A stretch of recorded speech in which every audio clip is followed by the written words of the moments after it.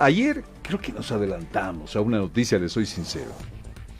Y fue la noticia de que en Santa Cruz iba a presentar un proyecto de ley departamental para que Santa Cruz, en el buen entendido, haga su propio censo. A ver, este es un momento que hay que entenderlo por donde viene, porque como todo se politiza en este país, definitivamente esto va a ser otro nuevo frente de batalla y etcétera, etcétera. Primero que Santa Cruz no puede hacer su propio censo, ¿ya? Esto por norma, no puede hacerlo. Entonces lo que va a hacer Santa Cruz, quisiera hacer Santa Cruz, es un levantamiento estadístico. ¿Tipo censo? Ya, ok. ¿Cuántos son? ¿Cómo viven? ¿Qué características? ¿Acceso a servicios? Etcétera, etcétera, etcétera, etcétera. Su propio estudio estadístico. ¿Para qué? Recordemos que la intención de Santa Cruz es que lo más pronto posible se llegue a una especie de pacto fiscal en sentido de que necesita dinero acorde a su crecimiento. Lo que se debe entender, y no solamente de Santa Cruz, sino de otros departamentos, es que ha habido o movimiento de gente, o algunas regiones han crecido por los bebés que han venido naciendo durante todo este tiempo. Hablemos de 10 años desde el último censo. Y claro, resulta que hay más gente para atender en educación, más gente para atender en salud, más barrios que se han creado. Ha crecido la ciudad de repente o el departamento, y hay que darle servicios básicos y atención. Se tiene que tener un mapeo, y esto realmente es urgente, por eso se hace cada 10 años. Y este es un pedido justo, porque un censo se convierte en una especie de mapa para, de acuerdo a los resultados, tomar acciones de hecho. Y la repartición de la plata que hay en el gobierno central de diferentes maneras tiene que ir de acorde al crecimiento poblacional y a las características de esa población de hoy, 2022. Ahí partamos de ese punto. Se entiende que por eso el censo tiene definitivamente una gran importancia. Ahora, que quieren hacer un levantamiento estadístico en Santa Cruz, ¿para qué? Es la pregunta. Hay una motivación central, no solamente una plata urgente, sino poder colacionar, quiere decir, comparar. Si están hablando lo mismo el censo y un levantamiento estadístico de Santa Cruz. En el fondo hay un criterio. No se cree en el censo. No hay credibilidad en un censo futuro. Eso es parte de lo que hay que trabajar rumbo al 2023, como lo están pidiendo, o al 2024.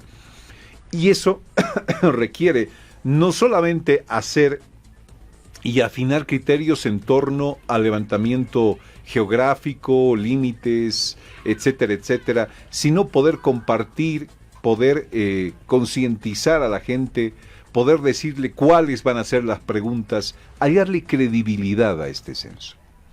Cuando salgan los resultados del censo, lo que quiere Santa Cruz es que va a tener del otro lado su levantamiento estadístico propio y va a comparar y va a decir, el INE ha sacado estos resultados que no pueden ser pues diferentes, ¿no ve?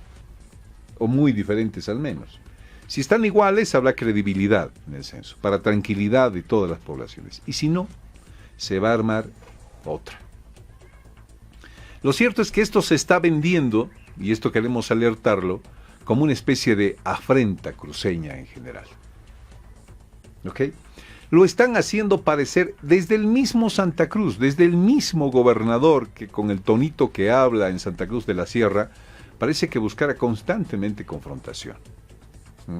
Y alertamos a los otros grupos en el país de que cuando se refieran a esta intención de Santa Cruz, no lo tergiversen ni lo politicen tampoco. Es, en justo criterio, una actividad que busca consolidar lo que realmente Santa Cruz se merece en relación a la desconfianza que hay con el censo. Eso es lo que está pasando en este momento en Santa Cruz. Es una de las noticias definitivamente más importantes de la mañana, pero que no se venda así. Le quiero alertar a usted, antes de que este tema comience a politizarse, de que esto va a ser llevado adelante como que Santa Cruz quiere su censo, que qué les pasa, quieren ser otro país, que etcétera, etcétera. Ok, hemos quedado en algo, acá en Fides. ¿Saben en qué quedamos? en cooperar a que estos temas, y sobre todo del censo, no se politice. Es un justo pedido. Consideramos importantísimo no se haga, para hallarle confiabilidad. ¿Sabe qué? Porque usted depende de esos números. Su vida depende de esos números. La vida de su familia depende de esos números que van a salir. La vida de Bolivia depende de esos números que van a salir. Y en justa razón, después de que esos números salgan, deberemos sentarnos a consensuar en el marco de una Bolivia entera cómo avanzamos hacia adelante. Eso es lo importante. Eso es lo importante. Vladimir Juárez es dirigente de la Central Amanecer Chiquitanía, representante de la Gran Chiquitanía. Hay otro tema por ese lado del país, y es que campesinos indígenas también llegaron hasta La Paz, a la sede de gobierno, para pedir titulación de tierras. Y es un tema que está empezando a crecer. Acá lo sentimos con un pedido de un grupo de campesinos indígenas que llegaron hasta este lugar del país, pero en el oriente lo están sintiendo porque están comenzando a ahorcar a varias regiones por los bloqueos que hay.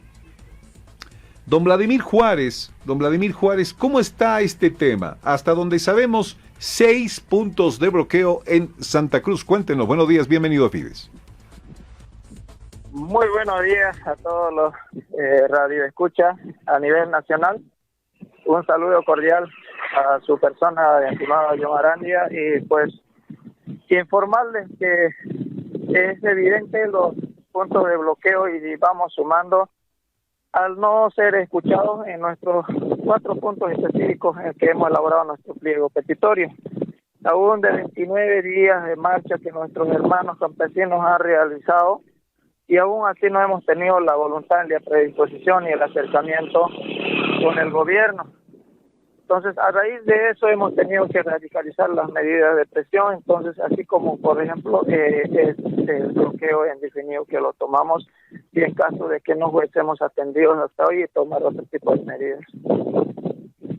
A ver, ha llegado una marcha hasta la sede de gobierno, ¿se han logrado contactar con autoridades? ¿Cuáles han sido las respuestas que ustedes han tenido de este pedido principal, que es titulación de sus tierras? Cuéntenos, por favor. Hasta la fecha hemos tenido invitaciones informales, es nada concretas, es simplemente, no sé, tal vez con una agenda apretada de nuestro gobierno.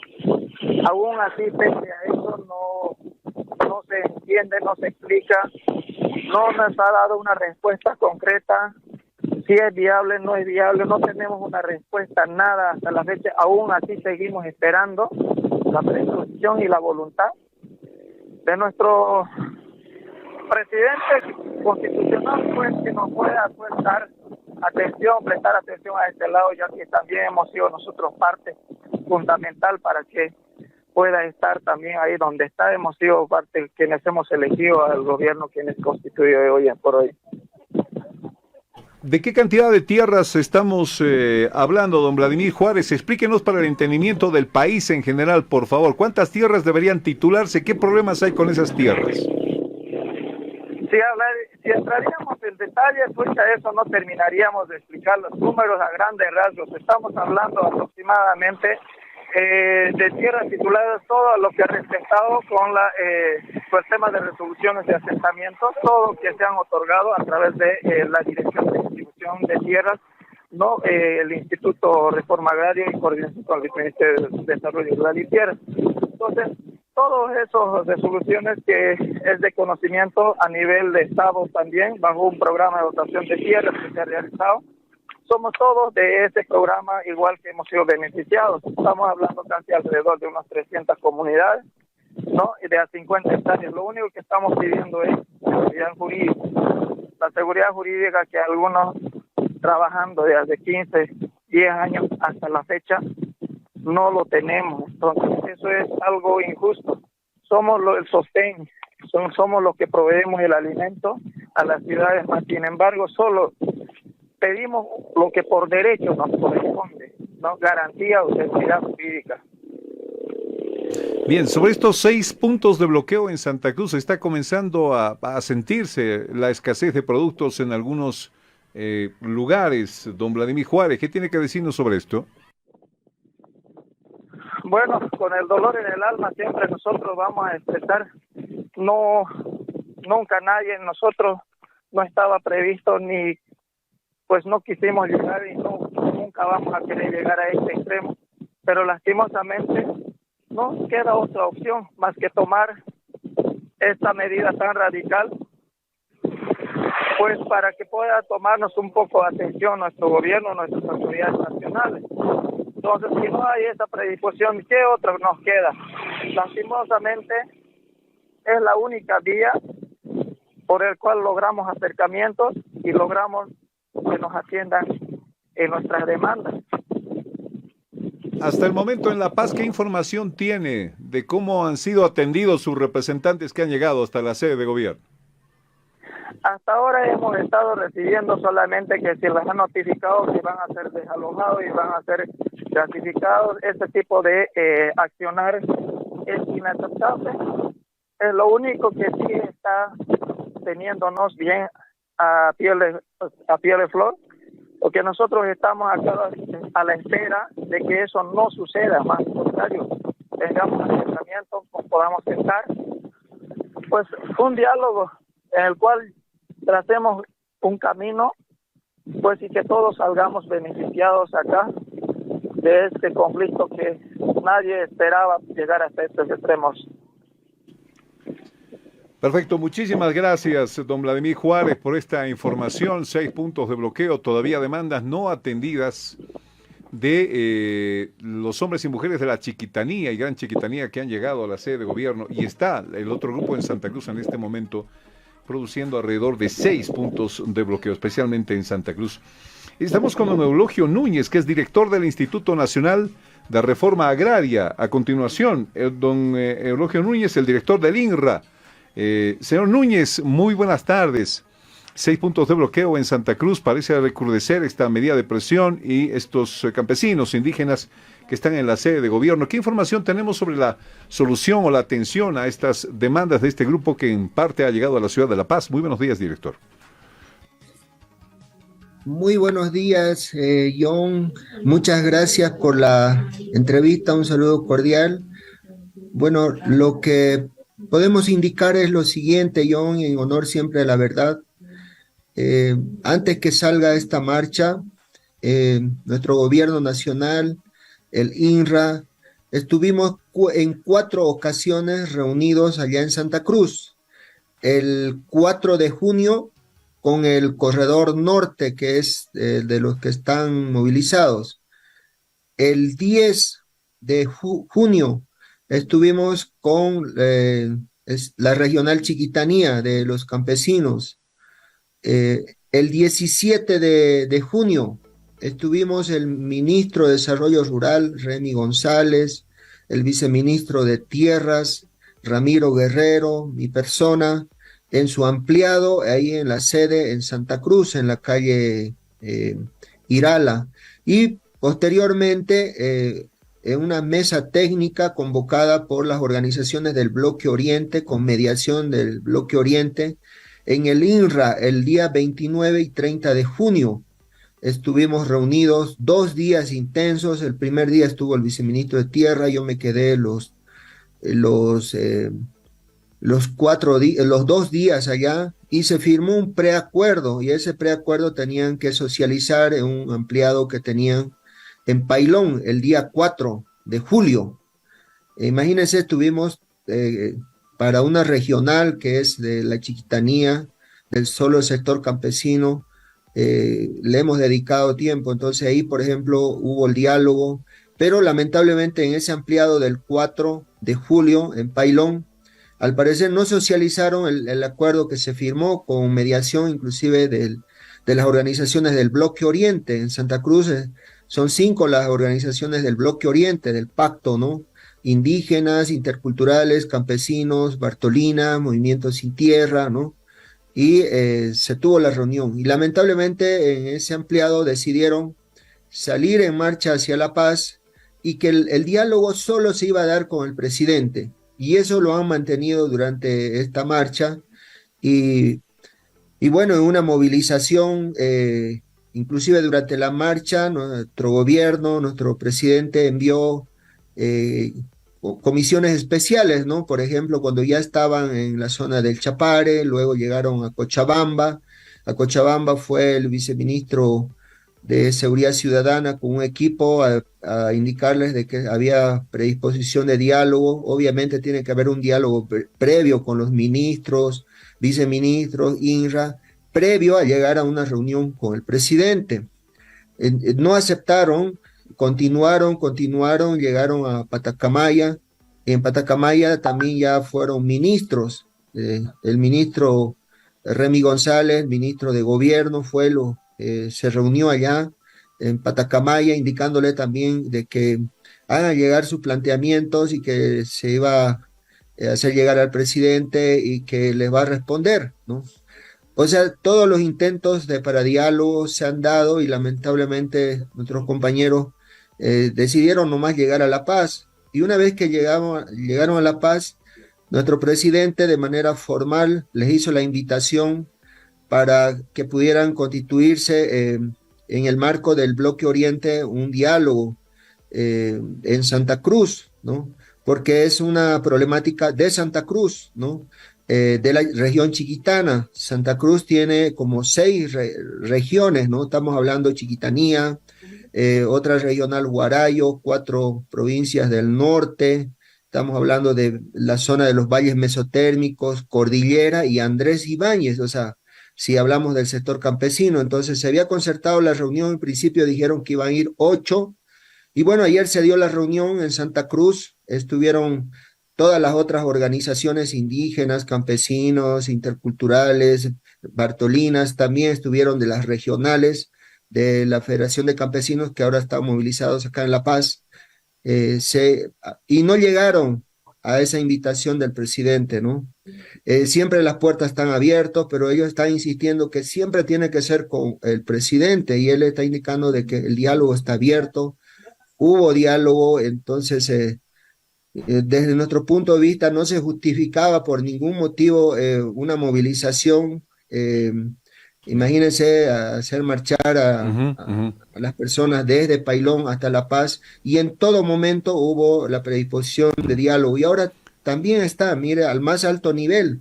Ayer fueron invitados con 2 días de anticipación formalmente para que pudieran participar en la reunión el día de ayer. Nuestro presidente, antes de ir al acto de Ucureña, estuvimos allá,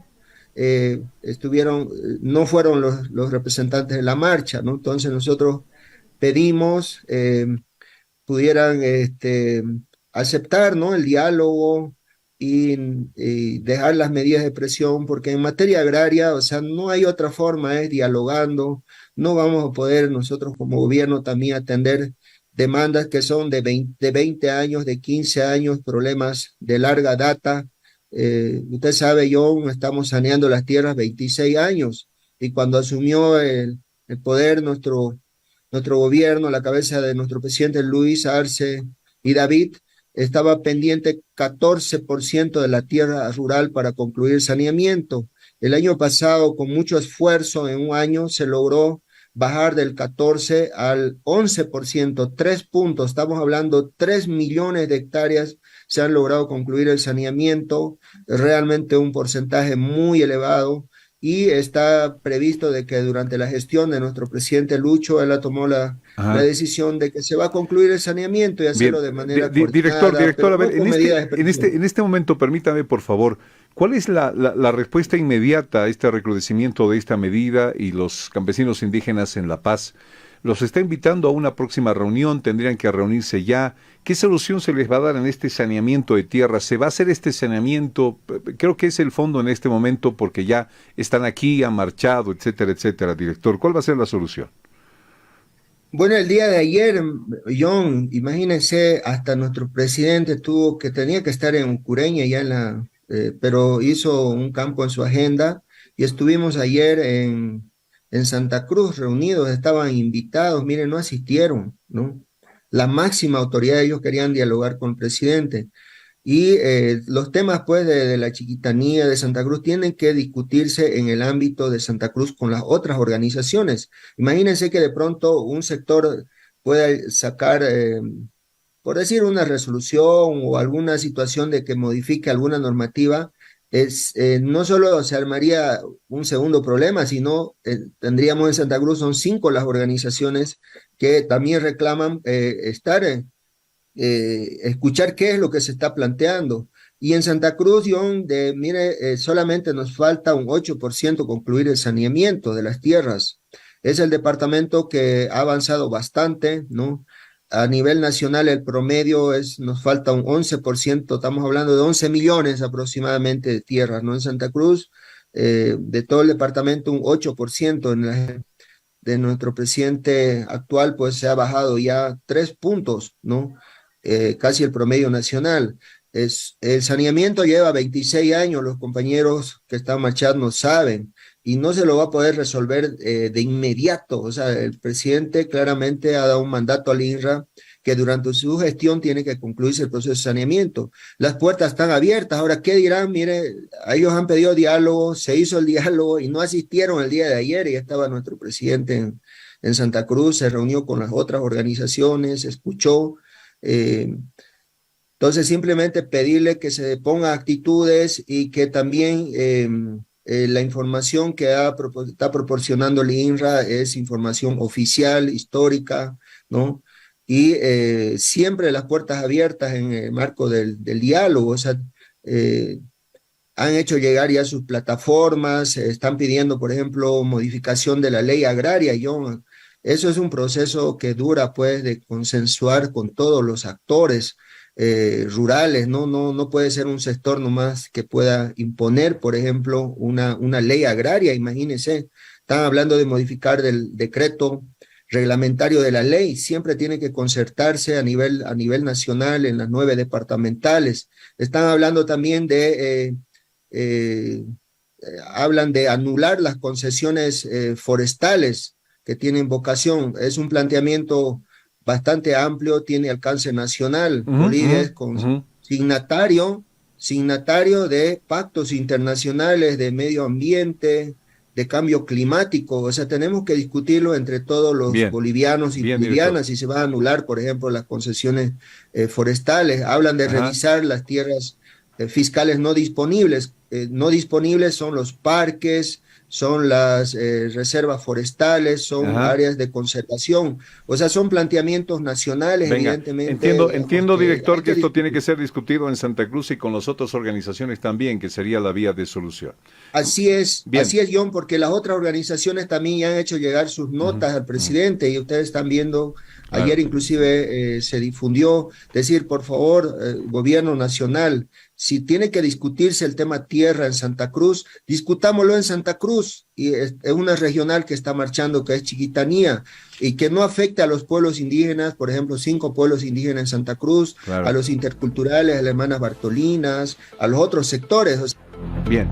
Muchísimas gracias, director. Le mandamos un abrazo. Gracias por este tiempo en Fides. Gracias por explicarnos el tema. Hemos tenido parte y contraparte en este primer tema. Un poquito más allá, vamos a hablar de esta ciudadana detenida en Malasia, pero además de este joven boliviano que murió en Antofagasta. La Cancillería está haciendo representación de nuestros ciudadanos bolivianos en ambas partes del mundo. Hablaremos de actualización cartográfica, pero también hablaremos de corrupción. ¿Saben qué? Prácticamente con las manos en la masa, cobrando 20 bolivianos a la gente para el ingreso al Seguro Universal de Salud, al SUS. Y ahí no se puede cobrar ni un solo peso. Un cobro infragante, corrupción, que se lo vamos a mostrar en cuestión de minutos. Acompáñenos, por favor.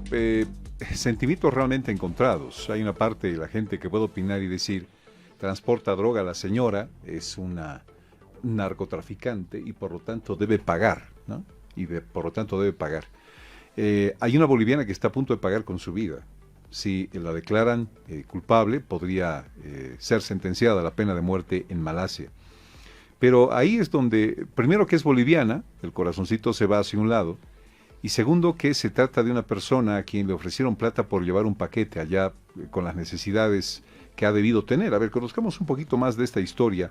Está con nosotros esta mañana la señora Carola Arraya, directora de Trata y Tráfico del gobierno. Un gusto saludarla, señora Carola Arraya. Gracias por estar con nosotros. El corazón partido en la división que hay de criterios, además, puede abonar un poquito a esta historia, por favor, para tratar de hallar un poquito más de claridad en el tema? ¿Qué le pasó a esta ciudadana boliviana en Malasia? Cuéntenos, por favor, bienvenida. Buenos días, John. Muchísimas gracias. Un gusto saludarte y saludar a toda la audiencia que sigue siempre el programa. John, como tú dices, este es un caso, absolutamente complicado. Y más allá del corazón boliviano, definitivamente lo que aquí nos aqueja mucho es el hecho de estar ante una víctima de trata de personas, y es importante conocer ese contexto para que podamos entender cuáles han sido la manera, la forma, el contexto en el que ella ha sido trasladada hasta hasta el país de Malasia, ¿no? Bien, en primera instancia este hecho se da desde el 2019. Ella evidentemente, buscando trabajo, como muchas personas en el país. Ella es contactada por esta mujer, Julia Calle Quenta, que ha sido aprendida ayer en Bolivia, y no la contrata en primera instancia para trasladar sustancias controladas, ¿no? En realidad, de manera inicial, ella es captada, evidentemente con fines de trabajo, con otro tipo de trabajo, y ella es engañada. Ese es el primer punto que tenemos que poner acá. Segundo, ella es trasladada, sale de nuestras fronteras, hace diferentes escalas a través de Santa Cruz, Brasil, Dubái, Malasia, y entiendo que algunos otros países. En uno de estos países, esta señora Julia Calle Quenta lo que hace es contactarla con una tercera persona, un varón de nacionalidad africano, que es quien le entrega una maleta. La maleta contiene un poco más de 2 kilos de cocaína, pero además ahí es donde ella manifiesta que ella debe actuar bajo amenazas de que van a lastimar a su familia en Bolivia, de que tiene que transportar la maleta que le dan, porque de otra forma su familia estaba en riesgo, estaba en peligro en Bolivia. Entonces, esto, ¿cómo conocemos? En una declaración posterior que te la voy a informar a continuación. Ella, sigue estas escalas, llega hasta Malasia, y en Malasia es detenida por traslado de sustancias controladas, en este caso 2.154 kilogramos de cocaína. Y según las leyes de Malasia, la ley de drogas peligrosas de 1952 aproximadamente, la pena para el tráfico de drogas es la pena de muerte. Entonces, es cuando inicia todo este procedimiento. Inmediatamente Cancillería activa todo un protocolo y un procedimiento bajo el cual se convocan a diferentes instancias. De hecho, Ministerio Público ya tenía un proceso aperturado en Bolivia por trata de personas, una denuncia que la madre de la víctima hace en la ciudad de La Paz. Inicia esta denuncia, primero por persona desaparecida, luego por trata de personas, y eso hace que se aperture y que tengamos un caso aperturado. Durante todo este tiempo, es decir, no es que el gobierno se entera de este proceso, de este caso en las últimas semanas o en el último año, sino desde que asumimos principalmente nosotros, e inmediatamente Cancillería ha convocado en primera instancia en función a los protocolos de repatriación y a los protocolos de atención que se tienen en el país, a el Ministerio Público, que repito, ya tenía un proceso abierto, y al Ministerio de Gobierno en función a los protocolos de repatriación. Es así que inicia un trabajo prácticamente de todo un año, desde el año pasado, donde se comienzan a buscar diferentes elementos. Cancillería realiza todas las actuaciones a nivel internacional a través de la... Pero teníamos un conflicto, John. El conflicto fue que la pandemia durante todo el año 2020 lo que hace es, en el gobierno malayo, suspender absolutamente todos los procesos judiciales. No solamente de manera virtual, sino que se suspenden todos los procesos durante todo el año 2020. Y si bien en Malasia no existía un avance en el proceso, En Bolivia sí, el Ministerio Público ha avanzado en este proceso, ha tomado las declaraciones a la familia, a testigos, y finalmente el 2021 se logra una declaración de manera virtual con la víctima, donde ella logra explicar cómo ha sido todo este proceso de captación, y finalmente ella menciona e identifica a esta persona, Julia Calle Quenta. ¿Cómo, directora, perdón, hasta aquí, cómo se comprueba que esta versión de que he sido obligada a llevar droga con amenazas a que van a matar a mi familia pueda ser verdad, frente a una lógica que también puede ser existente en el hecho de mira la plata que te vas a ganar si transportas este paquete o esta maleta, por ejemplo? Hay, John, diferentes casos en los que uno puede hacer esa diferenciación. Y cuando estamos hablando de un caso de trata de personas, recordemos que la trata de personas puede tener diferentes finalidades. Primero, la trata de personas puede tener una captación, ya sea de manera a través de la confianza, a través de un amigo, a través de un anuncio de trabajo, pero además también a través de la coacción. Pero además, aquí el otro dato importante, la trata de personas tiene diferentes finalidades. Nosotros conocemos las finalidades, por ejemplo, de la explotación laboral, de la explotación sexual. En este caso, el transporte de sustancias controladas también es una finalidad utilizada por la trata de personas. Entonces, este es un primer elemento que se debe considerar. Y por otro lado, John, también existe en el Brasil un proceso abierto contra esta ciudadana, Julia Calle Quenta, que allá tiene un proceso abierto por tráfico de sustancias controladas. Entonces, ahí es donde ella incluso ha estado recluida. El Ministerio Público ha tenido total y absoluta coordinación con la Fiscalía de Brasil para obtener elementos sobre esta ciudadana, sobre los motivos por los que ella fue detenida allá. Les repito que es por sustancias controladas. Y además, en tercera instancia, esta mujer es quien contacta a esta tercera persona, a este varón con la víctima. En todo caso, una víctima siempre tiene que ser asumida en función de la coacción, que se somete sobre ella, y principalmente por el hecho de que ella, al estar ya fuera de las fronteras del país, se encuentra en una situación de vulnerabilidad, ¿no? Directora Raya, toda esta explicación podría lograr ¿qué? Porque se buscan tres cosas: o aminorarle la pena o traerla de vuelta a Bolivia. Con esta explicación, que es tan sensible, además, que debería conmover las fibras íntimas, me imagino, de la justicia malaya, ¿qué se puede lograr? ¿Qué siente usted que se va a lograr con esto? ¿Se le puede salvar la vida? Es la otra pregunta más grande. Sí, John, nosotros estamos convencidos de que podemos hacerlo. Más allá de una estrategia de defensa, como se lo ha manifestado, es principalmente la realidad de los hechos. Si bien en Malasia, John, no existe una legislación específica con relación a trata de personas, pero hay algo importante. Malasia está adscrito al protocolo de Palermo, tanto en trata de personas como en tráfico ilícito de migrantes, lo que hace que el país reconozca el delito de trata de personas. Ese es un dato importante. ¿Por qué? Porque eso hace que cuando el país reconoce este delito, también asume cuáles son todos los procedimientos y las formas dentro desde la captación hasta la finalidad de la trata que se ha utilizado.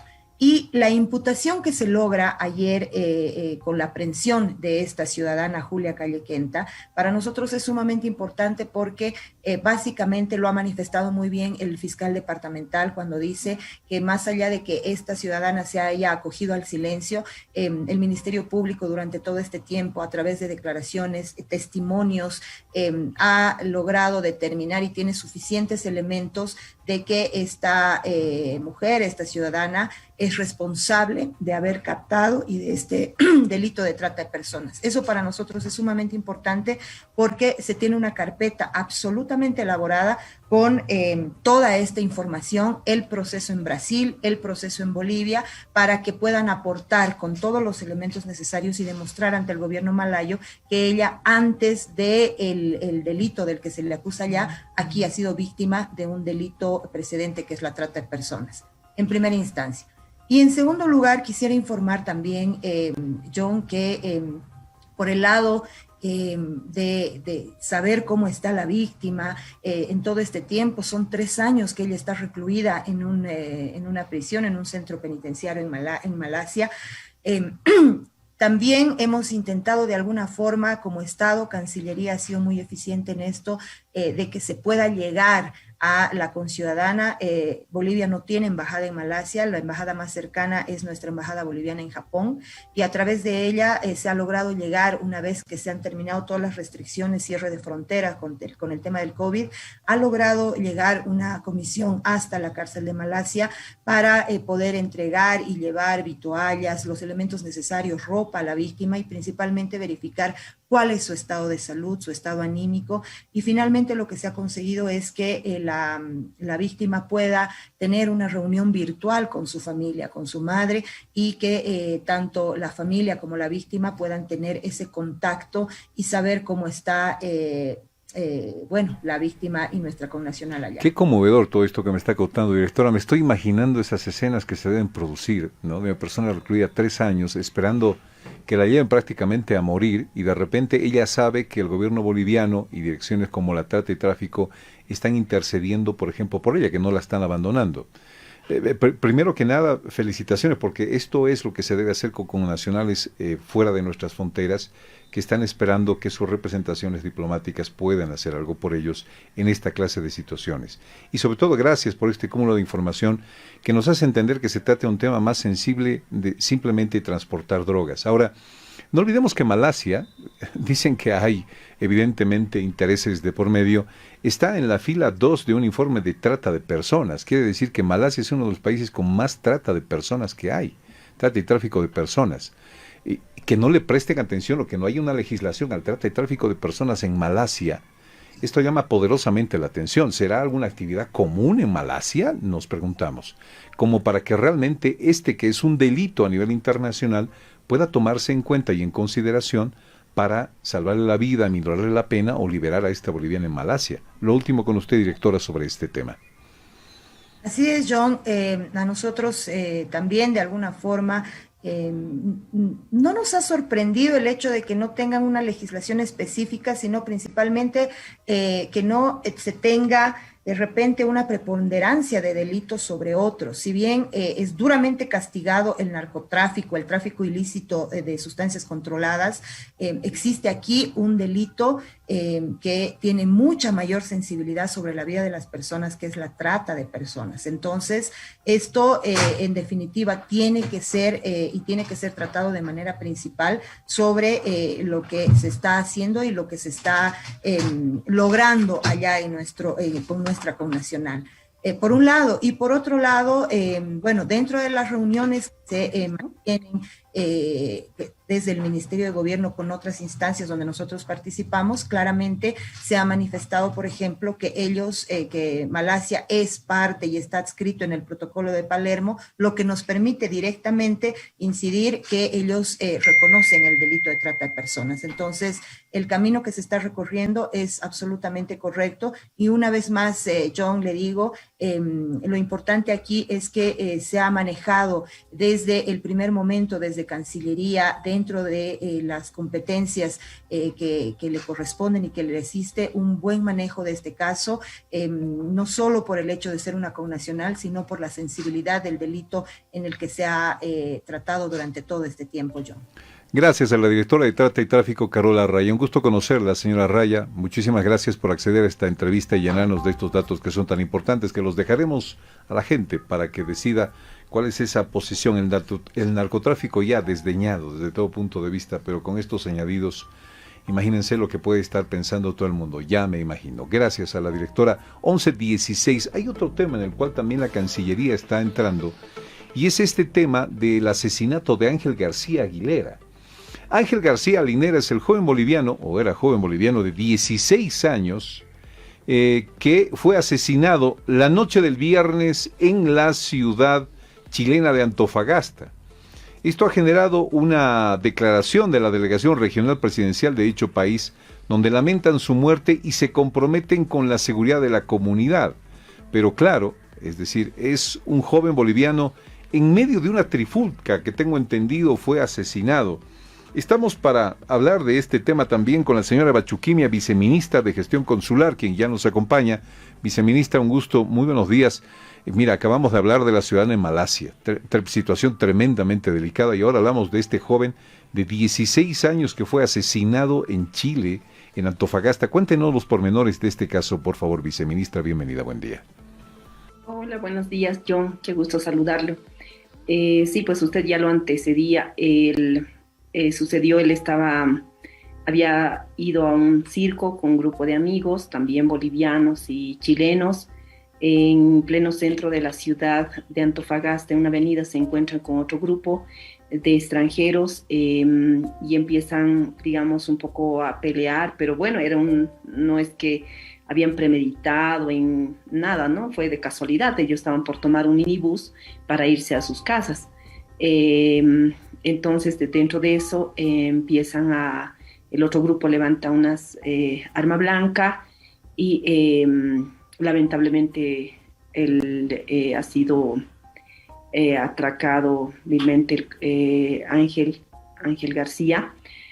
Él tiene 2 hermanos menores, la mamá que se hace cargo, son cruceños, viven muchos años allá en Santiago, en Antofagasta.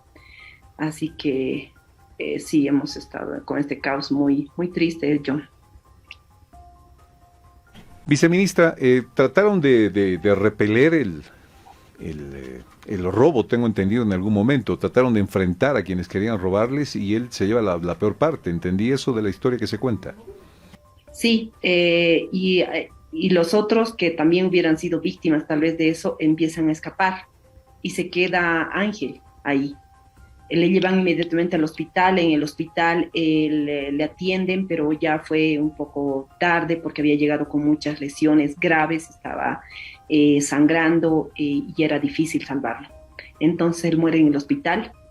Inmediatamente se apersona la fiscalía local, hacemos todas las gestiones. Bueno, nosotros como Cancillería, a través de nuestro consulado de Bolivia en Antofagasta, inmediatamente tomamos contacto con las autoridades judiciales, así que estamos haciendo el acompañamiento del caso, por un lado, y por otro, el seguimiento también a cualquier situación que pueda requerir la familia. En un momento hemos pensado que se podría repatriar el cuerpo, pero no era necesario porque la mamá se va a quedar allá, está muchos años allá, como le decía. Entonces se ha decidido, ayer a las 3 de la tarde fue el entierro. Bueno, no tiene nada que ver el hecho de que sea boliviano, ¿no? El asesinato, a eso me refiero, ¿no? Y por lo tanto, ¿hasta dónde puede acompañar una Cancillería en un hecho de sangre como este, por ejemplo? No se trata de racismo o xenofobia, por ejemplo. ¿Hasta dónde en estos casos puede llegar la Cancillería? Hacer el seguimiento al proceso judicial. Naturalmente somos respetuosos del derecho internacional, de toda la normativa del país receptor, en este caso Chile, pero sí, la Convención de Viena sobre Relaciones Consulares nos indica que nosotros podemos acompañar al 100% en todo lo que pueda requerir como asistencia y protección consular.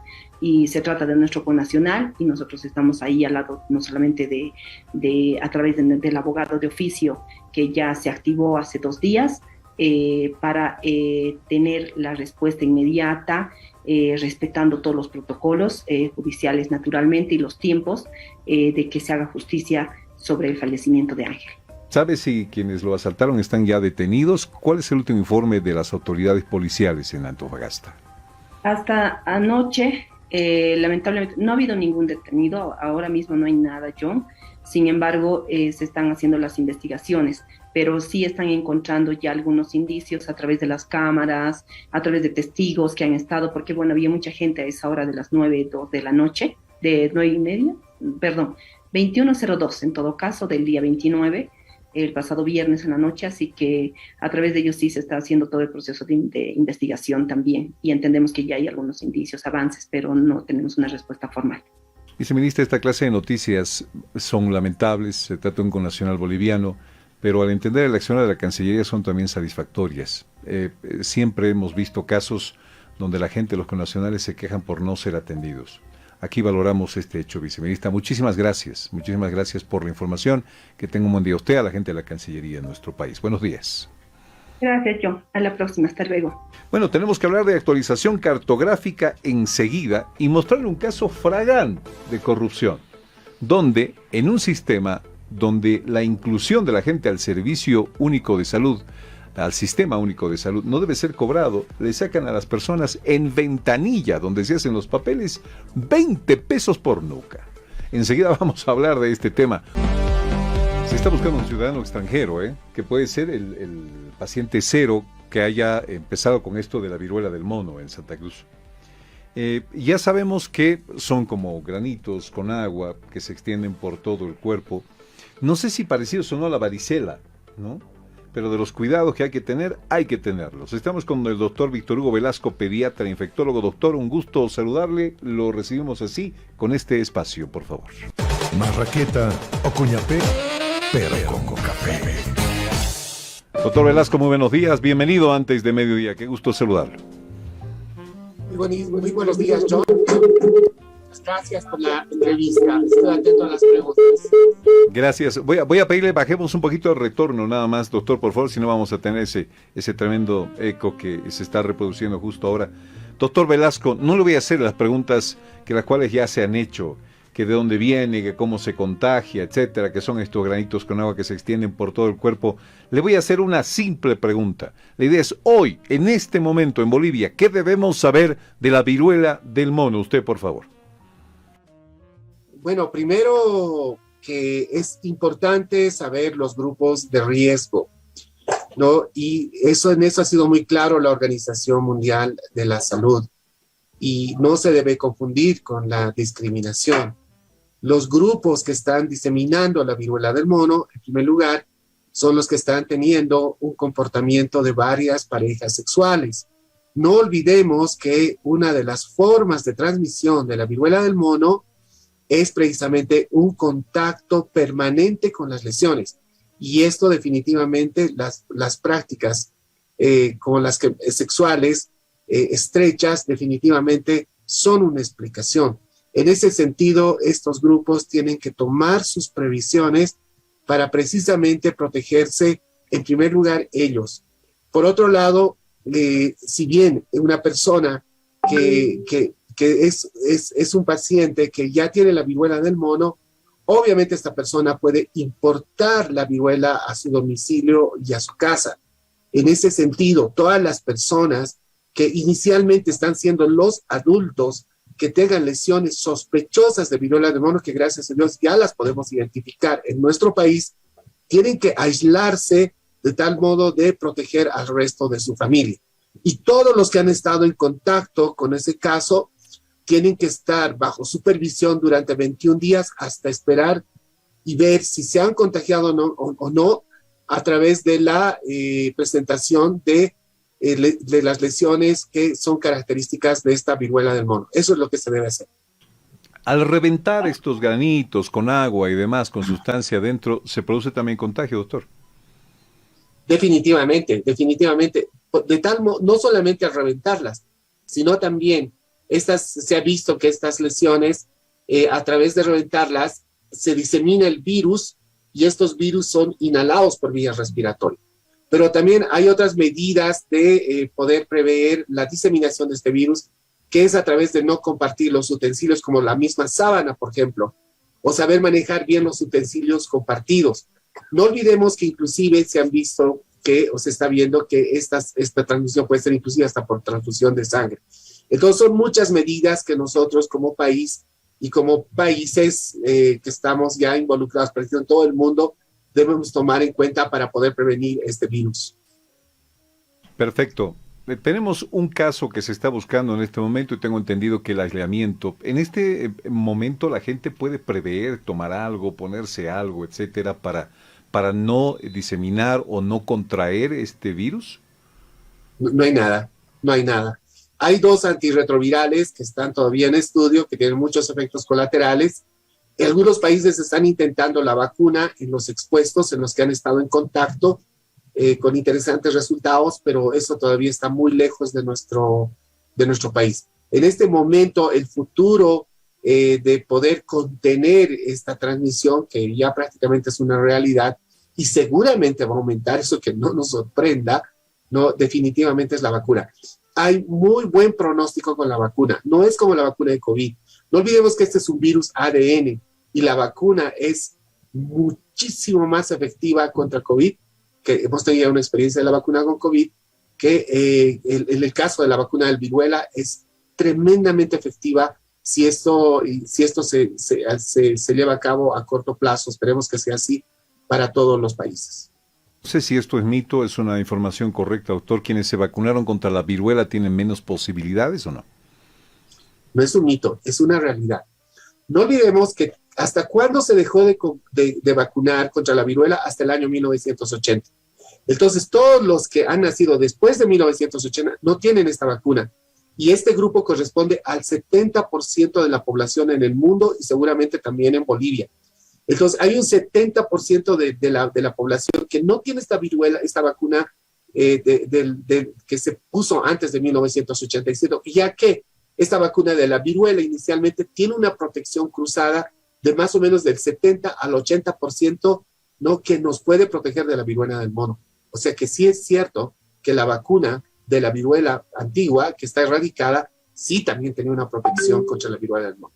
A ver, en la información, cuando se descubrió este caso ya en Bolivia, se dice que no solamente estaban aislando el lugar, sino cuadras alrededor y vacunar a la gente contra la viruela. Una de estos paliativos en los cuales hay esperanzas entonces es irse a vacunar contra la viruela. ¿Hay vacunas contra la viruela? ¿Dónde puede conseguirse para hacerse vacunar? No hay vacunas contra la viruela. No hay vacunas contra la viruela. No, que de pronto algún país nos pueda dar alguna cantidad, eso es diferente. Pero ahorita en Bolivia no hay un lugar donde vacunarse contra la viruela. Y no solamente es en Bolivia, prácticamente es en todo el mundo. Pero en Europa han estado liberando la vacuna. Ya estaban haciendo vacuna para la viruela del mono, no necesariamente la vacuna de la viruela erradicada, y han estado aplicándola en algunos lugares. Pero en general no hay vacuna para la viruela del mono en este momento. Bueno, lo que apareció recientemente la anterior semana fue varicela, ¿no? Otra vez, un caso, doctor, ¿me saca de la duda, por favor? Sí, definitivamente creo que los médicos ya hemos estado atentos desde mayo, que sabíamos de la viruela del mono primero en Europa. Hemos estado vigilando todos los cuadros parecidos a viruela y prácticamente la mayoría de ellas eran varicela. De hecho, varicela es el diagnóstico diferencial más importante de viruela del mono. Bien, entonces, ¿puede uno confundirse entre varicela y viruela del mono? Definitivamente. Si bien las lesiones puede tener alguna diferencia, en varicela, por ejemplo, las lesiones todas están en diferentes estadios. O sea, al mismo tiempo tengo la manchita roja, tengo la pápula es como un sobrelevantamiento rojito, tengo las ampollitas, tengo la pus, todo al mismo tiempo y la costra. En viruela se presentan todos al mismo tiempo, o sea, las manchas todas al mismo tiempo, las ampollitas todas al mismo tiempo. Pero eso es lo clásico, ¿no? Lo clásico es muy fácil de identificar, pero puede también presentar casos atípicos que pueden confundirnos y necesariamente, pues en estos casos tenemos que ir a las pruebas de laboratorio. Doctor Víctor Hugo Velasco, gracias, porque estos son los temas del ahora en este contagio de la viruela del mono y el tema de la varicela. Gracias por ser tan concreto, tan específico y dar tan buena información. Pediatra infectólogo, doctor Víctor Hugo Velasco. Gracias, doctor, un abrazo. Hasta la próxima.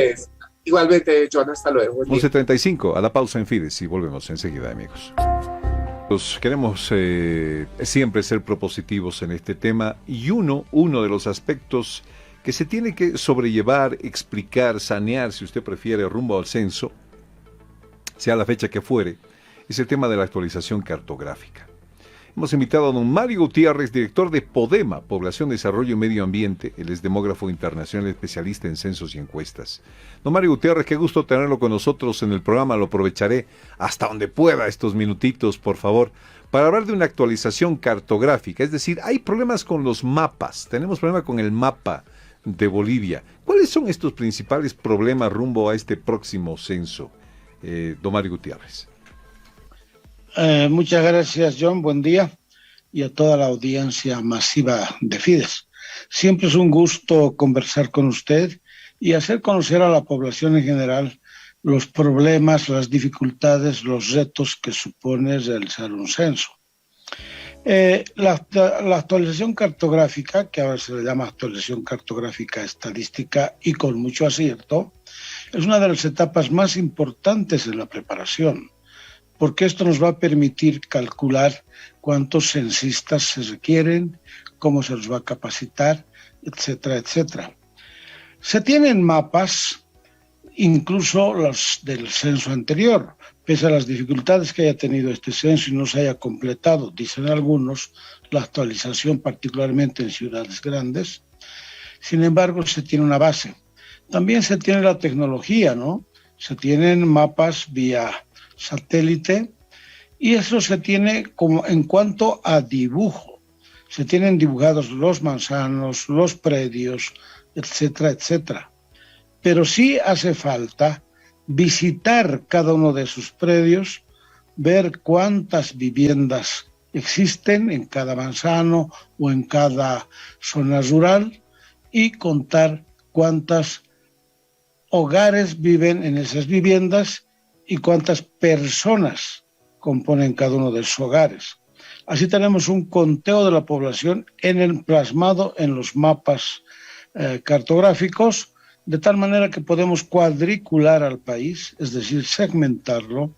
Creemos que en alrededor de entre 200 y 250.000 segmentos, entre 15 y 20 viviendas cada uno. Don Mario Gutiérrez, esa es una tarea muy difícil, muy larga. ¿El tema de los límites entra en este problema de la cartografía? ¿Los problemas de límites entre departamentos, entre municipios, por ejemplo? Municipios. Por supuesto que sí.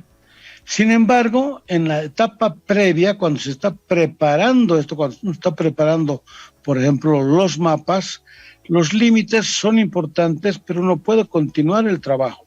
Y en algún momento tienen que las autoridades municipales, en el caso de los límites municipales, tienen que sentarse con los gobernadores y solucionar este problema. Siempre se lo ha hecho. De una mejor o no muy buena manera, pero siempre se han tenido límites. De tal manera que cada una de las viviendas, que cada uno de los manzanos está asignado a un municipio. No hay un municipio cero, que en algún momento se habla también de que podría ponerse el código cero. No, todos los manzanos, todos los mapas, todas las viviendas están asignadas a un municipio. Hace alrededor de 15 años entiendo que habían alrededor de 100 problemas de límites municipales. Ahora entiendo que se tienen alrededor de 500 problemas. Hay varias razones para estos problemas. La principal razón posiblemente sea el asunto de que para construir viviendas se asoman al municipio donde con mayor facilidad o con menores exigencias pueden darles un permiso de construcción. Entonces los municipios grandes en general son exigentes y también mucha gente cree que pagan una tasa municipal más alta de impuestos. Entonces mucha gente que está en pleno límite prefiere anotarse en el municipio técnicamente con mayores debilidades, con mayores problemas de ingresos, etcétera, etcétera, de tal manera que encontramos manzanos que están claramente en municipios grandes, pero están consignados en municipios más pequeños. Es el problema claro que los reclaman permanentemente en el caso de La Paz, con los municipios aledaños de Palca, Mecapaca, particularmente ellos, ¿no? De 100 a 500, de 100 a 500. Ok, va la pregunta de fondo, don Mario Gutiérrez. Es decir, cuando hablamos del tema del mapa en el país, de la actualización cartográfica, ¿cuánto tiempo cree que que tengamos que utilizar para sanear esto e ir a un censo creíble? Bueno, ahora la tecnología ayuda en gran medida. Uno quiere ver un lugar en una ciudad, entra al Google Maps, que es gratuito, y obviamente hay uno con pago, que es mucho más preciso, más actualizado, etcétera, que debe estar utilizando el INE, y ve el mapa. Entonces, facilita eso enormemente, el dibujo como tal, ¿no? También el catastro, también hace el catastro mapa de los predios, pero no de la cantidad de viviendas y de hogares en cada predio. Entonces, hay maneras de tener una actualización mucho más rápida. Antes me tocó manejar el censo del 92, obviamente nos demoramos como un año pues en la actualización, y lo mismo en el 76, un poco más incluso. Entonces, pero ahora con la tecnología y con la base que se tiene de anteriores censos, en este caso del 92, se lo puede hacer con mayor rapidez. Antes se pensaba un año. Yo pienso que ahora es bastante menos el tiempo que se puede tener para esta actividad. Además hay que tener en cuenta de que el INE ha hecho ya pues un trabajo previo. Al fines de junio se dijo de manera más o menos oficial que se tenía un avance del 30%. Y aparte de tener un avance del 30%, también se tenía una mayor capacidad técnica del INE, porque han sido entrenados durante todo este año. Han estado en esa actividad. Entonces no podemos pensar, yo escuchaba a una autoridad los días del problema de la postergación que decía que contando desde el mes de noviembre se necesitaba un año. Entonces echaba al suelo todo lo que había hecho el INE. Y si el INE ha avanzado 30%, si bien es muy poco, pero pues ya es una base. Y particularmente la actualización cartográfica se debe hacer al principio en zonas rurales que no tienen gran movimiento poblacional y muy cerca del censo en las zonas urbanas y capitales grandes, porque hay un gran movimiento, hay construcción de edificios, de otras casas, de barrios, etcétera, que entonces hay que hacerlo muy cerca del censo.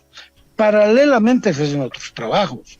Se tiene la boleta censal, que entiendo a esta altura la tienen como una primera base para socializarla, discutirla, etcétera, pero sobre todo mirarla técnicamente. Luego también entiendo que se ha avanzado en otros proyectos relativos al censo, como pensar en metodologías de capacitación, en metodologías de captar la información el día censal. Se habla que podría hacerse con tabletas. Ayuda mucho, sin embargo tenemos problemas con las conexiones y también ahora se ha avanzado mucho en los lectores ópticos. Es decir, hace la boleta en papel y lo lee muy rápidamente. Entonces, no creo que se requieran 2 años para tener un censo. Yo particularmente pienso que el censo debería hacerse el 2023. Creo que hay la capacidad para llegar con todas las etapas cumplidas alrededor del mes de agosto, acaso septiembre. No creo que el primer trimestre, que tampoco es bueno que sea el primer trimestre, es época de lluvias. El mes de julio es época de vacación, se traslada la gente. Pero pienso que agosto, septiembre, primera quincena de septiembre 2023, tranquilamente se puede llegar a un censo bien hecho. Claro que si vamos complicando todas las etapas, bueno, se complica el censo, ¿no? Muchísimas gracias, don Mario Gutiérrez. Tremendamente nutrida esta explicación suya que nos da datos para poder seguir avanzando en este entendimiento rumbo al censo. Muchas gracias, don Mario Gutiérrez, director de Podema y demógrafo internacional, especialista en censos y encuestas. Hasta la próxima, don Mario Gutiérrez. Muchas gracias. Muchas gracias, John. Cuando guste, pues será un placer. 11:49. Tenemos nuestra última pausa y hablamos del tema de este cobro ilegal, irregular, corruptos para ingresar al tema del SUS. 20 pesos por cabeza, toda la gente en plena ventanilla, un horror. Demostramos esto enseguida. Acompáñanos. Que se aprovechen de la gente. Que se aprovechen de la gente que tiene escasos recursos. Ah, Dios, eso sí es realmente horroroso. Un nuevo acto de corrupción ha sido destapado. Una concejal en Santa Cruz. Vean el video, por favor. Yo vine por primera vez y le dije que iba a ingresar al SUS y me dijo que tenía que pagar 20 pesos la consulta por primera vez. Usted me dice que no tienen sistema. Sí. Ya, ¿y cómo ustedes suponen que él tiene supuestamente seguro para que ustedes cobren? Claro, que necesitamos nosotros hacer... No. Ustedes saben que no se debe cobrar. Ustedes no pueden suponer que la persona tiene un seguro. Lo que pasa es que como no teníamos... No, yo acabo de hablar ahorita con el secretario de salud y el secretario me ha dicho bien clarito que no se cobra un solo peso en los centros médicos, peor para asegurar. Hacemos de recaudación. ¿Es recaudación? ¿Para quién es esa recaudación? Es lo que se lleva, viene la encargada de recaudación y lleva... ¿Quién es la encargada de recaudación? Ahorita la que viene y nos lleva es la señora Marta. Hacemos en este informe. Aquí van de forma correlativa desde qué es festivo, cuál era el festivo que continuó. Pero ¿por qué si el joven se ha asegurado recién, por qué ustedes le están cobrando? Devuélvale los 20 porque ya no ha sido el paciente. Ya. por favor. Ustedes no pueden cobrar un solo peso. Por pueden seguro pagar. no se paga nada. Ya ha habido denuncia de que se está cobrando Bueno, 20 la voz que bolivianos para ustedes cobrar. están escuchando corresponde a la concejal de Comunidad Autónoma en Santa Cruz, Noemí Centellas. Concejal Centellas, un gusto saludarla, muy buenos días. Bueno, se hace viral esto del uso de las redes sociales. ¿Cómo fue esto del cobro de 20 pesos para ingresar al Seguro Universal de Salud? Cuéntenos, por favor. Bueno, es lamentable ver este tipo de corrupción en el sistema de salud, pues, ¿no? Cuando la gente acude a estos centros no es porque tiene plata. Si tuviera plata, estaría de ir a una clínica. O sea, que haya corrupción en un tema tan delicado como es el tema de la salud, es realmente grave. Ahora, concejal, este es un centro de salud donde va la gente y dice, quiero entrar al SUS, es un centro donde uno se inscribe al SUS, es un centro médico privado. ¿Qué clase de centro es donde usted descubre esto? Todos estos centros son centros de primer nivel, todos son municipales. En Santa Cruz nosotros tenemos 65 centros de salud municipal. Entonces, podemos imaginarnos la cantidad de lo que están recaudando diariamente. Ahí nos nombran a una persona que es la encargada que hace la recaudación. O sea, no puede ser que realmente en este tema también nos estén robando y estén metiéndole la plata, la mano al bolsillo de la gente. En este tema, cuando la gente va porque no tiene Claro. más recursos, no tiene a dónde acudir. Ahora la señora que Estamos atiende mal dice realmente que en va a salud. costar 20 bolivianos la primera revisión. ¿A qué se refiere? ¿Cómo entendemos eso de la primera revisión? Para inscribirse al SUS es totalmente gratuito. Aquí tenemos nosotros la ley y dice que es totalmente gratis, no se debe cobrar un solo peso. ¿A quiénes se les cobra, querido John?